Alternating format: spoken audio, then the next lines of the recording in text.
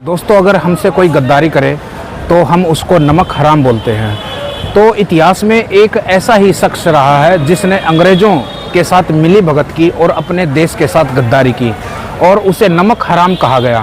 तो ऐसे ही एक नमक हराम की आज मैं हवेली को दिखाने वाला हूँ।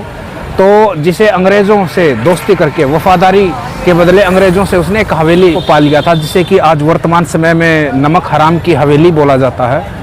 तो मैं इस समय दिल्ली में हूँ, चांदनी चौक में, और मेरे पीछे फतेहपुरी मस्जिद है। यहाँ पर आपको फतेहपुरी मस्जिद है और बिल्कुल उधर चांदनी चौक है और आपको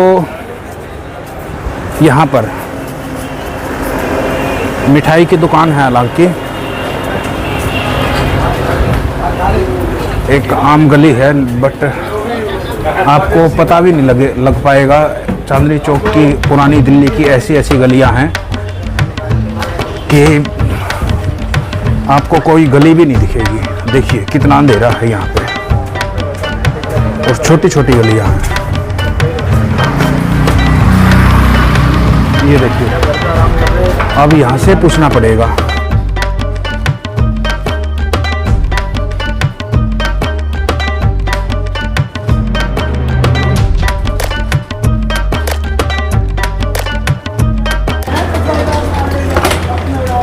दोस्तों, कुचा घासीराम गली में आज नमक हराम की हवेली है।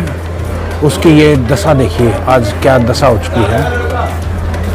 ये देखिए, ये मैं व्यू दिखा देता हूँ आपको नमक हराम की हवेली का। यहाँ से देखिए बिल्कुल जर्जर हालात में हो चुकी है, बिल्कुल गिरने की हवेली।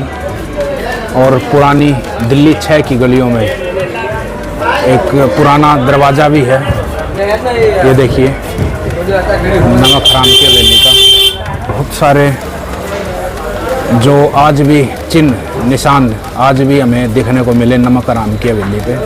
दिल्ली की पुरानी गलियों में, तंग गलियों में से जाते हुए हमने बहुत मुश्किल से ढूंढ कर आपके लिए नमक हराम की हवेली, जो कि एक बहुत ही रेयर व्लॉग है, इसको बहुत कम ही व्लॉगरों ने इसको शूट किया है, नमक हराम की हवेली को। और इसके बारे में मैं थोड़ा सा बता देता हूँ कि नमक हराम की हवेली से क्यों बोला जाता है।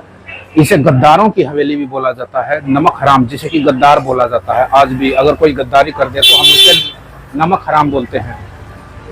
यशवंत राव होलकर इंदौर का राजा, जो कि अंग्रेजों के खिलाफ लड़ा था, मुगलों ने, मराठों ने और इंदौर के राजा ने अंग्रेजों के खिलाफ एक लड़ाई लड़ी थी 1803 में, पड़पड़गंज की लड़ाई, और उसमें गद्दारी की थी। उसका एक मंत्री हुआ करता था भवानी शंकर, यशवंत राव होलकर का, और उसने गद्दारी की थी और अंग्रेजों के साथ जा मिला था और 3 दिन लड़ाई चली थी।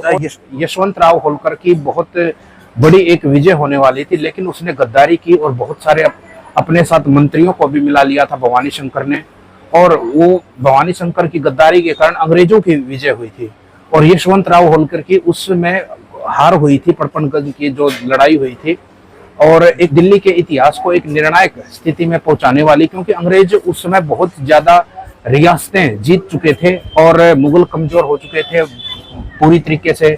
मुगल साम्राज्य डायनेस्टी जो है कमजोर हो चुका था, और साथ में 1761 के बाद मराठों की भी बहुत कड़ी हार होने के बाद मराठे भी बिल्कुल कमजोर हो चुके थे और कोई भारत में कोई बड़ी शक्ति नहीं थी।